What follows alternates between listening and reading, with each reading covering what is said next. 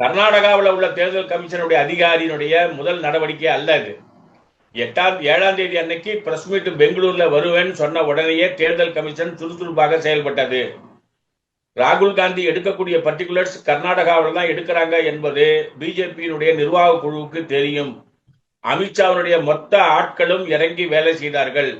ஏற்கனவே அவருக்கு இருந்த நாடாளுமன்ற உறுப்பினர் பதவியை எந்த சட்டத்தை மீறி ரத்து செய்தார்களோ, போய் நீதிபதி முன்னால அவமானப்பட்டார்களோ, அதே போல இந்த முறையும் படுவதற்கான வாய்ப்பு இருக்கு. ஏன்னா அப்படி தரவுகள் சொல்லுவது பொய் என்றால் அவர் மீது நடவடிக்கை எடுக்கலாம். அவர் உங்ககிட்ட பவர் பாயிண்ட் பிரசன்டேஷனே காட்டுறாரு. ஒரே ஒரு முகவரியில 48 பேர் இருக்கிறான். அந்த முகவரியை போய் வெரிஃபை பண்ணா அந்த முகவரி ஒரு ஆலை, அரிசி ஆலை, கர்நாடகால ஒரு அரிசி ஆலையில 48 பேரு.